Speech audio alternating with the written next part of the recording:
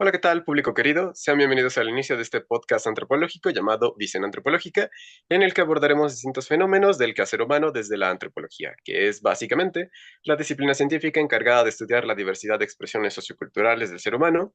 Esto es tratar de explicar cómo es que producimos sociedad y cultura, y que, como señala Ángel Palerm en su Historia de la Etnología 1, tiene precedentes en los primeros historiadores de la Edad Clásica, en los navegadores y exploradores que hacían registros de las civilizaciones que conocían en sus viajes, y hasta en los misioneros y conquistadores de la época novohispana que redactaban cartas de relación. A su vez, lo abordaremos desde los enfoques de sus cuatro ramas: la antropología social, la antropología física, la arqueología y la lingüística. Estaremos con ustedes mi colega Boba, antropólogo especialista en las antropologías social y física, así como un servidor y anfitrión, Alex, antropólogo especialista en arqueología y lingüística. Para este programa piloto abordaremos un tópico muy presente en la cultura popular, que es el consumo de tabaco o el tabaquismo, el cual es una práctica de hecho milenaria, originaria del continente americano, que se conserva hasta nuestra actualidad. Pero antes, Boba, ya esclarecimos qué es la antropología en líneas generales, pero debemos explicar qué son estas cuatro disciplinas suyas que hemos mencionado, así que te cedo la palabra para que le puedas explicar a nuestro público, que nos escucha desde sus hogares, qué es la antropología social y qué es la antropología física. Que va, muchas gracias. Primero que nada, me presento, soy Diego y soy su antropólogo de confianza. Y el día de hoy voy a estar formando parte de este podcast como su experto en antropología social y antropología física, ¿no? Son dos áreas que sin duda tienen mucha tela de dónde cortar al hablar del tema que nos conviene hoy, ¿no? El tabaquismo. Primero que nada, podemos entender como antropología social aquella rama de nuestra bella disciplina que estudia la cultura, las instituciones que son creadas por diversos grupos humanos, ¿no? Aquí entran temas como el parentesco, la religión, la magia, los mitos, las artes, el género. Tiene muchas cosas que aportar en cuanto al estudio y el entendimiento de nuestras sociedades, ¿no? Por ejemplo, del otro lado está la antropología física, ¿no? Que no es mi favorita, ¿no? Pero es igual de interesante, la verdad, ¿no? O sea, tiene un campo de estudio mucho más centrado en los procesos adaptativos que ha pasado la humanidad, ¿no? Como especie hasta el día de hoy. Evidentemente esto no sería antropología si no hubiera un aspecto social, cultural, de comportamiento, ¿no? Esta rama lo que nos va a aportar en el tema del tabaquismo es construirla como un fenómeno médico que se construye social y culturalmente, ¿no? Ahorita vamos a entrar a ello. Estas dos ramas surgieron en un momento muy difícil para la humanidad, hacia finales del siglo XIX, imagínate, ¿no? O sea, lamentablemente existía un concepto muy diferente de otredad que le dio a los científicos de la época una libertad impresionante para poder aplicar sus conocimientos de forma muy radical, ¿no? De forma de la antropología física, de mano de la antropología física, surgió el llamado racismo científico, ¿no? Que era un esquema muy complejo, sí, pero pues era para estudiar la genética, la morfología de los salvajes, ¿no? Aquí nace el concepto de las razas. Por otra parte, la antropología social pues no está libre de manchas, ¿no? Surge como una forma de interpretar a las culturas catalogadas como no occidentales, ¿no? Guiados evidentemente por prejuicios y una exotización bastante importante, ¿no? Ya el día de hoy, se cuenta con una mayor ética metodológica sobre el qué hacer y pues, sin embargo, muchos de estos mecanismos de explotación no han desaparecido del todo, ¿no? Es algo que tenemos que tener en mente. Vale, Boba, muchas gracias. Y bueno, por mi parte, yo explicaré qué son la arqueología y la lingüística. La arqueología, en grandes líneas, es el estudio de las sociedades del pasado, es decir, estas sociedades ya no vivas, a partir de los vestigios materiales que nos han dejado, como pueden ser vasijas, ornamentas, pueden ser esculturas, etcétera. O, definido como lo definen Jaime Litvak y Kent Flannery, la arqueología es lo más divertido que se puede hacer con los pantalones puestos. Esta ciencia surge como tal, ¿no? Entre los siglos XVIII y XIX, a partir de las prácticas de los anticuarios, que era coleccionar distintos objetos o artefactos para poder estudiar la historia desde este enfoque material. Y desde la caza de tesoros, que era una práctica que los adinerados europeos se podían costear, ¿no? Pagaban ciertos viajes a distintos lugares del mundo justo para conseguir estos llamados bienes de prestigio. Por su parte, lo que respecta a antropología lingüística es una disciplina científica que estudia tanto el papel del lenguaje en el contexto social y cultural, como el rol que éste tiene en determinar las prácticas culturales, ¿no? Surge como tal en el siglo XIX por el interés de investigar a sociedades justamente no occidentales, o que fueron poco enmarcadas por el colonialismo occidental a partir de los datos que se saben sobre sus lenguas y su comunicación. Y bueno, ya que hemos definido estas disciplinas antropológicas, creo que podemos pasar a nuestro tópico del día de hoy, que es el tabaquismo. Así que, Boba, ¿qué te parece si empezamos por abordar el consumo de tabaco desde la antropología social? Te cedo la palabra. Me parece perfecto. Ahí está, sí me escucho, ¿verdad? Pues mira, yo creo que podemos concebir primero que nada el tabaquismo, que es algo que ya dije arriba, ¿no? Con una adicción que tiene un fuerte factor social a la hora de configurarse en la cabeza, ¿no? Hay mucha banda que comienza a fumar y lo hacen desde una edad muy temprana, ¿no? Yo creo que es algo que tiene que ver con el constante contacto que tenemos las personas con alguna persona que fuma, ¿no? Todos conocemos a una persona que fuma, ¿no? Lo vemos en la casa, afuera de la escuela, en las películas. Es decir, muchas veces en nuestra vida diaria olemos o vemos a una persona que fuma, ¿no? Una vez que llegas a una cierta edad, ponle tú la universidad, quizá la preparatoria, es cuando se normaliza esta acción, ¿no? Ya no existe como que una cuestión punitiva, entonces todo el mundo fuma, no todo el mundo, ¿no? Pero, o sea, es muy normal verlo, ¿no? Es una parte tan esencial de la vida social aquí en la universidad que incluso es difícil conocer a alguien que no fume. Es decir, siempre estamos en contacto con personas que fuman o que tienen tabaquismo, ¿no? No solo configura la sociabilidad desde ahí, al contrario, tiene una significación asociada con una carga simbólica y casi siempre la imagen mental que asociamos con una persona que fuma tiene una carga de valor, ¿no? Uno ve a una persona que fuma y piensa en las películas, quizá piensa en Oppenheimer, quizá piensa en Club de la Pelea, en fin, piensa que se ve interesante, ¿no? Pero es algo que, como te digo, no afecta horizontalmente la vida social. Tiene muchos ejes, o sea, tiene para dónde disparar, ¿no? Por otro lado, la antropología física creo que es un poquito más precisa, pero pues recordemos que la edad cuando se empieza a fumar normalmente, pues se llega a un nivel de madurez, ¿no? Se cuestionan las estructuras, el poder, pero sobre todo qué consumen, ¿no?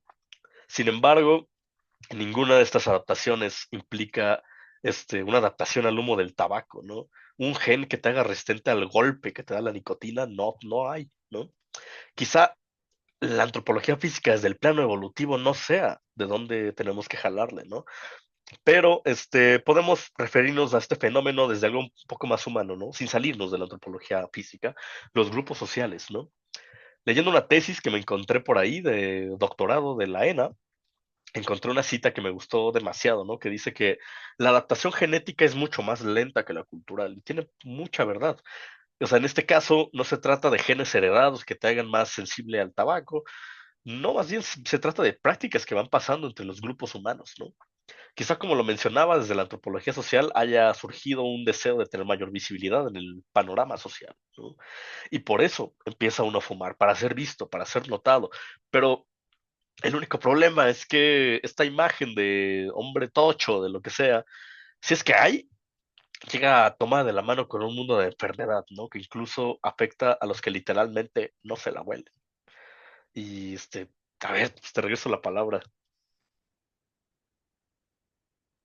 Vale, muchas gracias, Boba. Te tomo la palabra. Justo me parece bastante interesante lo que planteas. Dos cuestiones sobre genes resistentes a la nicotina, ¿no? A su efecto, y sobre, pues, este papel que tiene nuestra sociedad, ¿no? Me gustaría, desde la lingüística, abordarlo a partir de lo que es la publicidad, ¿no?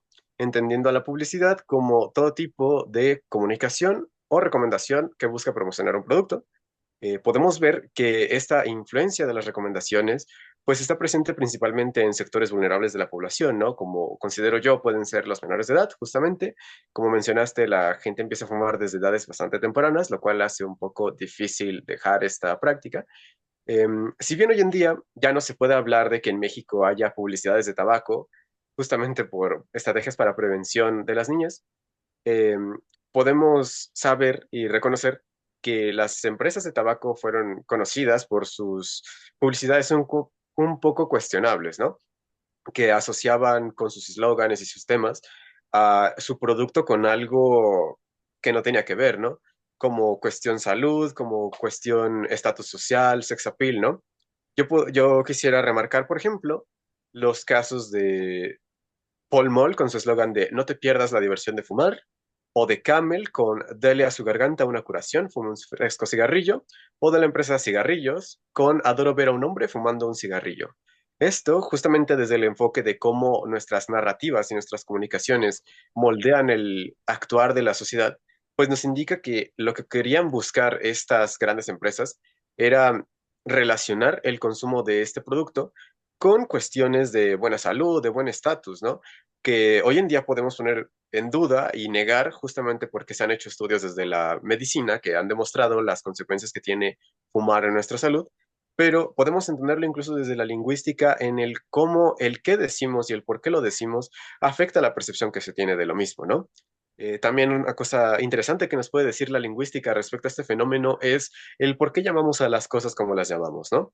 Entrando un poco en la cuestión etimológica, la palabra tabaco tiene un origen controvertido, pero la idea más aceptada es una hipótesis que plantea, según datos recolectados de relatos de Bartolomé de las Casas, que hizo en 1552, que la palabra deriva del taíno tabago, que era como se llamaba o bien a una pipa en forma de L para el consumo de esta sustancia o al propio rollo de las hierbas, ¿no? Otra hipótesis señala que puede ser una manera de los españoles de decir la palabra Tobago, que es el nombre de una de las islas de las Antillas Menores, ¿no? Y una tercera hipótesis que es promovida principalmente por la RAE es que proviene del árabe clásico tubac, que significa una medicina, era como se conocía en el viejo continente a una serie de medicinas herbales que tendían a marear o adormecer, ¿no? Y en la cuestión arqueológica, pasando ya justo a sobre los vestigios que tenemos de las sociedades del pasado, a mí me gustaría rescatar lo mencionado a través de las pipas, ¿no? Y de una cuestión sobre qué, qué variaciones ha tenido el consumo de tabaco en la historia, a partir, según la revista Arqueología Mexicana, de registro arqueológico de laboratorio, ¿no?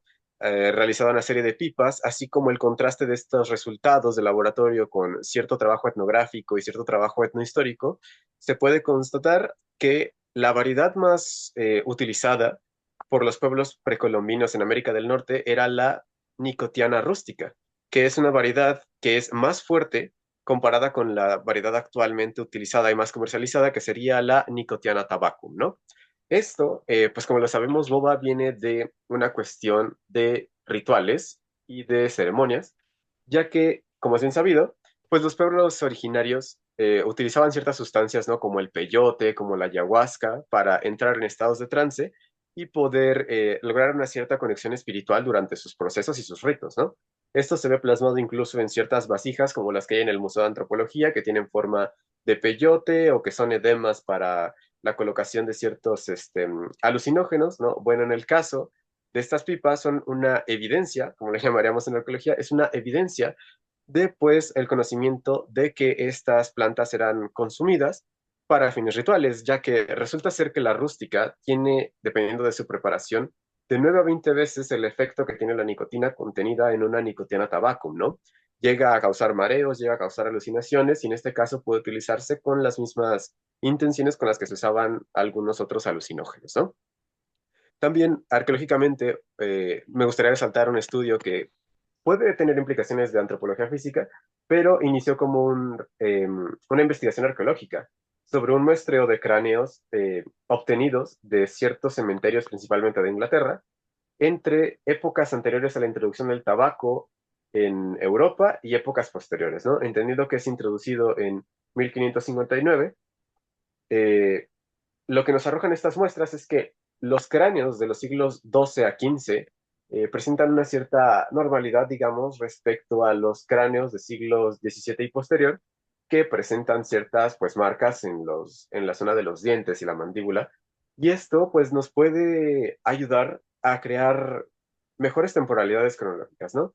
Mejores dataciones de ciertos yacimientos, ya que en las sociedades en las que el tabaco o el consumo del tabaco no era algo autóctono, se puede utilizar esta fecha de inicio del tabaco como una marcación de qué tan antiguas pueden ser ciertos muestreos óseos y puede esclarecer un poco sobre en qué momento empezó realmente a consumirse el tabaco, ya que si bien se tiene una idea de que tiene por lo menos unos 3000 años de antigüedad el consumo de tabaco en América, no se tiene como tal una fecha exacta. Y volviendo un poco a la cuestión de antropología física, Boba, me parece interesante, ¿qué nos puede aportar esta disciplina respecto al ejemplar de los huesos, ¿no? Las variaciones óseas que se presentan en el consumo del tabaco.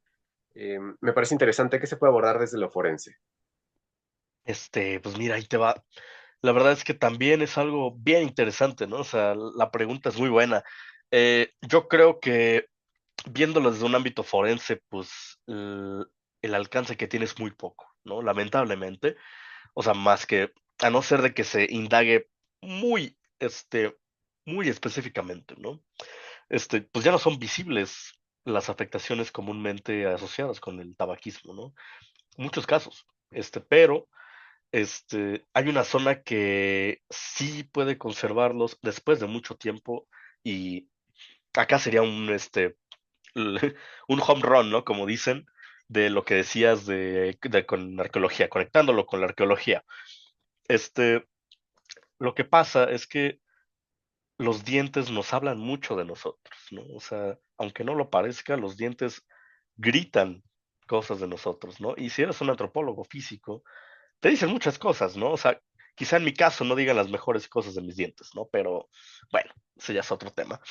Este, Hay una información, una cantidad de información brutal almacenada en los dientes sobre la dieta que podemos llevar los seres humanos, ¿no? Esa le llamamos información metabólica, ¿no? Es una información que se queda guardada dentro de los dientes, muchas veces en el esmalte, en la capa superior de los huesos del diente, la superficie del diente, que puedes ir viendo cómo se alimentaba esa persona, qué tipo de alimentación tenía, ¿no? Ahora con toda la alimentación, los cambios que ha habido, pues está muy complejo, ¿no? Pero hay varios casos de donde es mucho más fácil saber qué comía, ¿no? Dónde vivía esa persona. Hay un caso, por ejemplo, Otzi, ¿no? Que es una momia muy famosa que encontraron en los Alpes y pues es un tipo del calcolítico, ¿no? De la edad, o sea, como del 3000 antes de Cristo, más o menos, una onda por ahí. Vivían muy poco tiempo, ¿no? Pero bueno, el punto es que a través de los dientes pudieron ver cómo se alimentaba, saber qué comía. Evidentemente también guiado un poco con la información de comida almacenada en el estómago, ¿no? Pero bueno, un poquito los dientes dijeron ahí sus verdades, ¿no? El tabaco evidentemente deja una información metabólica. O sea, en las cajetillas ahí dice, ¿no? O sea, los videos que hay de personas con cáncer de boca, muchas cosas así horrendas, pues se puede saber haciendo un análisis pues no tan complejo, ¿no? Y hay muestras de enfermedad periodontal, algunos les pasan pedazos de dientes, ¿no? Creo que es algo que tiene mucha importancia a la hora de estudiar y entender mejor este daño que parece invisible, ¿no? Pero que siempre deja el consumo de tabaco, ¿no? Ahí está como que la cosa que tenemos que tener en cuenta casi siempre, ¿no? Ok, ¿gustarías agregar algo más? Mm, Pues yo creo que ya para cerrar, me gustaría mencionar que creo que debemos de tener mucho cuidado con cómo se configura este tipo de cosas desde nuestra cultura, ¿no?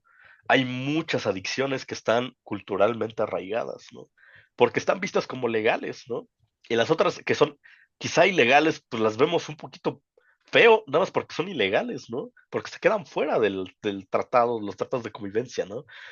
Pero creo que el tabaco también tiene que tener pues como que se tiene que tener este cuidado, ¿no? De la forma en la que es tan visible, de la forma en la que podemos fumar, no funar. Y yo creo que ahorita la facultad está haciendo ahí algo interesante. Hay banda que quiere hacer espacios designados para fumar, ¿no? Y yo creo que este es un paso adelante hacia una utopía sin humo, ¿no?